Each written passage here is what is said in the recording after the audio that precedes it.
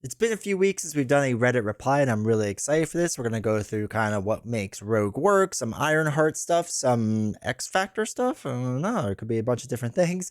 So let's just jump right into this and see what we got this week. So our first one is, how do you make Rogue work? And I identify with this question a lot because I'm not great with Rogue. I have played some Rogue offline now, a decent amount of Rogue, and I don't find her fun. I'll be honest. I really don't find her fun. I don't find anything too interesting. But I wanted to point this out for a specific reason. I find it difficult, or this person states, I find it really difficult to identify with Rogue strengths, especially when building for two-player. I feel the same way with solo. I know she is a great identity superpower event, so def focus and XG are basically given.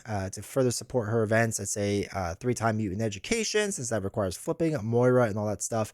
3 doubles, I'm at 25 cards, and now they all know what to do because Rogue's economy is not very good at all. They're trying to figure out what to do with touched and whatnot, and they like the idea of how it works and all that fun stuff. Whatever.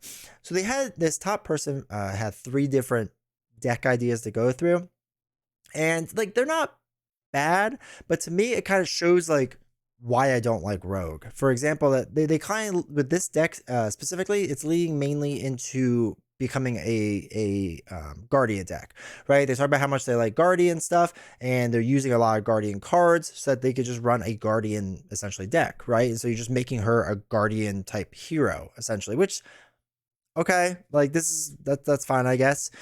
So for this one, they kind of do the same exact thing where they're running a lot of Guardians and what is it, half Guardian, half X-Men, so they can go between the two. Again, okay, like you're just playing Guardian trait cards or Guardian cards to make her a Guardian. This one was pretty interesting from Journeyman too, who by the way is in our Discord and you should be too. But it's again the idea with this is that they're getting different cards to get her economy going and all that fun stuff, which is fine. They're looking for Rhodes' main gimmick is the touch of the character in play, gaining their traits, blah blah. We know this. Overkill, Vitality, and Stalwart are not traits. They go into the whole thing with that and all that fun stuff. So they're talking about how they use Kalu as the mystic to get summoning spell, which is cool enough. That's fine. And it leads them with superpower adaptation, with essentially running 4 powers or 4 copies of summoning spell. So they're kind of like working off of that, which I think is kind of an interesting idea. But again, this is now kind of getting into, at least this deck for me is pulling from Mystic, Guardian, Web Warrior. Like they're trying to like at least merge all of it together, which I think might be the most interesting route for me to go for Rogue, is like not just trait chase one trait, like just Guardians, or even just do 2 with Guardians and X-Men because she's naturally an X-Men. It might be more interesting for me to try something like this where it's like a bunch of different traits you're trying to chase and your deck works off of. Now I don't know how well in practice that actually works out. Like I'll be interested to actually try this out and see how well when you put it all together does it work. Because my biggest worry a lot of times when I play solo is just that, all right, in order for this whole combo to work, this has to happen, and that doesn't always happen. So anyway, I'm interested in trying this one out, but let me know your thoughts on Rogue, how you're handling her for solo, because I'm still struggling to make her work really well, I think, and that's kind of unfortunate. So the next person asked for an Ironheart primer. I've had Ironheart for a while now, and I've only played her precon, mostly because I'm not really sure how to deck build for her preferred playstyle or slowly building the armor. Can someone give me a primer on what decks and aspects work well for her? So I will say, for me, I like her in aggression because I think she's actually pretty good at thwarting. But all you have to do with Ironheart is rush the stage 2, right? As fast, or version 2, I'm sorry. Version 2 as fast as you can. Version 2 is actually a pretty decent, like, hero.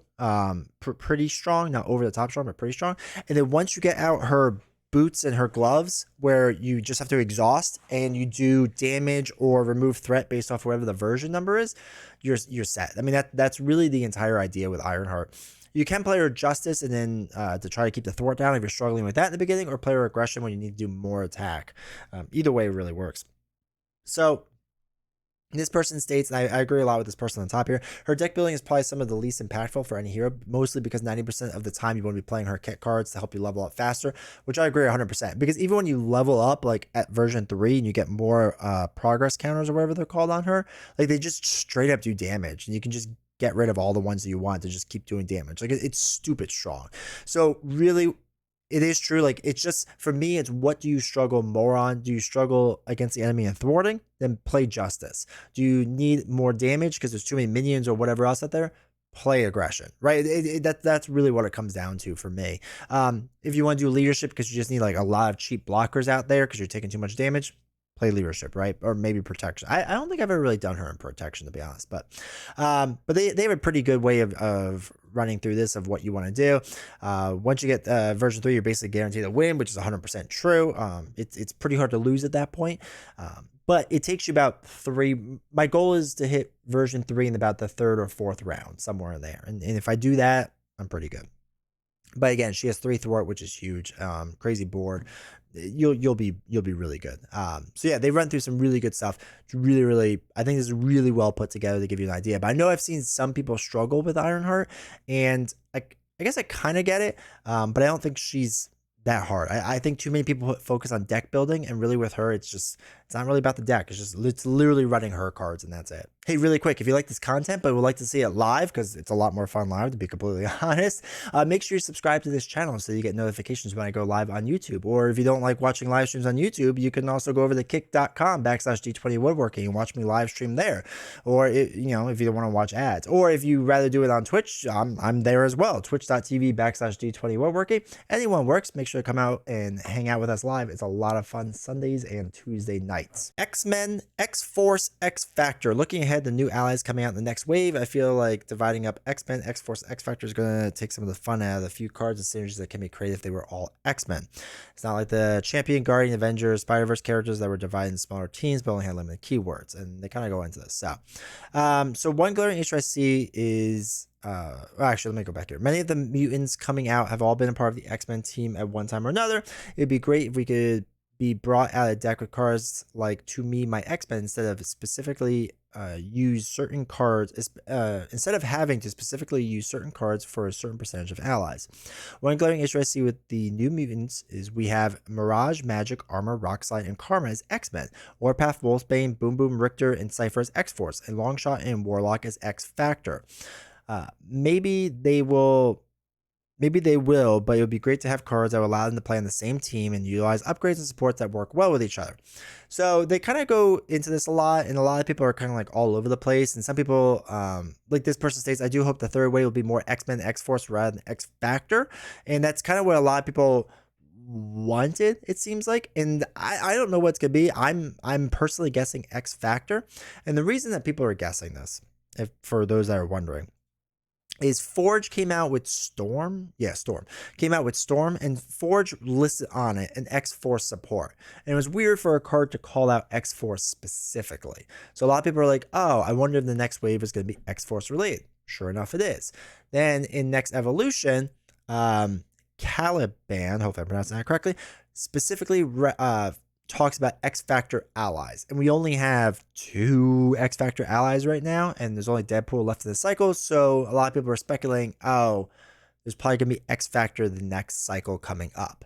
So that's the speculation of that it's going to be X-Factor. That's my guess personally, and I guess it kind of makes sense they do X-Men, X-Force, X-Factor, and like kind of divide into 3 equal sections. I know this is gonna upset like a decent amount of people, because I think a lot of people want a lot more X-Men heroes, and X-Factor, I don't know X-Factor as well, so I don't know if there's as many heroes that you could more or less shoehorn into X-Factor that would be like X-Men heroes, if you know what I mean. Like, they were an X-Factor at one point, but now they're X-Men, and there's like the traditional sense they're thinking of. I don't know.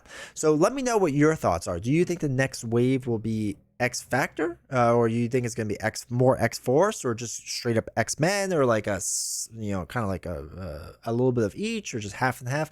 Let me know. I'm kind of interested in when people's thoughts about this, but you can, as of this video, mark me down now.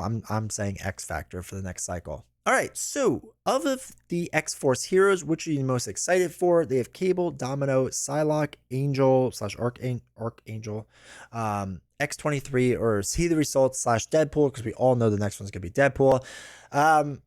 For me personally, I'm still on Team Domino. I really like the idea of Domino. I think she still looks the most fun. Now, they all look fun. I will say this about the cycles, that everyone looks pretty fun and pretty interesting. I'm excited for each of them. I think all of them look pretty strong, but I still think Domino has some of the most interesting mechanics going on with her luck mechanic. I think that looks really fun and interesting. I'm really excited for Domino and what she could possibly do. I'm also excited for Psylocke. I think Psylocke looks pretty interesting too. I guess Cable, I am a little bit, but I actually think I'm going to get bored of Cable the most because this whole gimmick is going to be the player side schemes. And I'm just going to want those side schemes in other decks and not really like worry about like building off a ton of them. Like I don't and I'm going to do a future video about this because I think we're getting to the point where there's going to be a ton of auto include cards and like maybe a little too many. And I think this is going to be a part of the problem with Cable is that you're going to want to include as many side schemes as humanly possible into his deck. And it's going to make his deck building less fun unless there's a ton of player side schemes. But I don't know if that's even a good thing. There's a ton of player side schemes. So I think player side schemes is going to add some interesting stuff to the game, but I think it's going to make Cable the least amount of fun like moving forward. But we'll see. But anyway, I'm on Team Domino. Let me know what team you're on. All right, Gambit, Warrior Skill, and 1x1 / melee. I believe I'm clear on how Gambit interacts with his kit with Royal Flush. Each instance of 0 damage gets +1 for each charge counter you remove from Gambit. Correct. So he can be what, a 3/3/3, right? It stands to reason that the same would be true for cards Melee and 1x1, which also have multiple instances of damage on the same card. Thus, Melee would be 2 instances of 3+ charge counters removed. Yes. Does Warrior Skill interact with Royal Flush, Melee, and 1x1 the same way? Yes. This is why Gambit's like gross. Like Gambit has so much attack that I like him in Justice or even Aggression if you want to just like go overkill with attack, but like he is so good with attack. And then down here, they mentioned the, down here is the highest rated Gambit deck. And it's aggression type deck, right? This is really strong. It's really good because it kind of works off of those things that we just talking about with the Royal Flush and Melee and 1x1 and Warrior Skill. And this is one of the things I really appreciate about Gambit is I feel like that I was able to get better with Gambit because the combos are so easy to see, right? I'm not the type of person that can always see the combos super easily. So I feel like that for me, this was like the easiest, quickest way to see those combos. And that's what I really kind of appreciate about Gambit. So I'm really thankful for that. And I really enjoy Gambit. I think Justice, he's fine, but Aggression, he is fantastic. All right, last one was somebody posted this chart with my attempt to chart all 43 released heroes in 2 axes, fun and strength. I prefer this to a tier list because it adds nuance. And this is an interesting way to do it. Let me know if there's like an easy way to do this. Like, I guess it's just paint. I don't know, because I think this would be fun to do. So if anyone knows how to do this, let me know, because that'd be cool. But it's funny that for this person, like, strong equals fun. Like, they're very, very, like, on this axis, because obviously the most fun heroes are some of his strongest heroes. So, for example, he has Strange as the strongest, and one of the most fun, the second most fun hero behind Spider-Ham, who's like pretty strong, but not as strong, I guess. So that's interesting. And then for some reason, I guess they must have been working on this and had Valkyrie all the way up here, but then because it can't go that far off the map, it just is circled all the way back around. That's the only reason that this makes sense to me, because normally this wouldn't make sense at all. But yeah, it was kind of an interesting way of doing this, and I thought there was some interesting choices here with Cyclops, who I still don't think is that strong, but sure, why not? They had Miss Marvel is a lot of fun, which is cool to see because I feel like a lot of people don't like Miss Marvel, so it was cool to see her be on the fun side. I think Scarlet Witch is criminally underrated here. Scarlet Witch is one of the strongest heroes in my opinion. Easily top 10. And Adam Warlock, I don't like Warlock, but I think he's pretty strong. But I think it's funny that they think he's less fun as well. Wasp is more fun and stronger than Ant-Man, which yes, I agree with that. They had, what was the other one? Spider-Man, not that strong, which I know a lot of people in my community will disagree with. They have Vision really low on strength, which like I have my issues with Vision, but I do think he is like decently strong. So that's kind of interesting to me. And Black Panther, I think, is a very strong hero. So I find that weird that Black Panther's rate so low for strength, which I find kind of weird. But it's so funny because a lot of people are upset by War Machine and She-Hulk and Hulk and different things. So I thought this was a pretty cool idea though. So if anyone knows how to like do this easily, let me know, because I would like to do this on stream sometime. I think this would be pretty fun to do. All right, it's nice to do a Reddit reply again. It's been a while, so hopefully this was fun for you. Hopefully it was enjoyable. If you want to see my preview of X23, it's gonna be right here. You can check it out and kind of go through her, because I'm not as excited for her as I think other people are, but we'll see how she is. And if you like this video, make sure to hit like and subscribe. Thanks all for watching.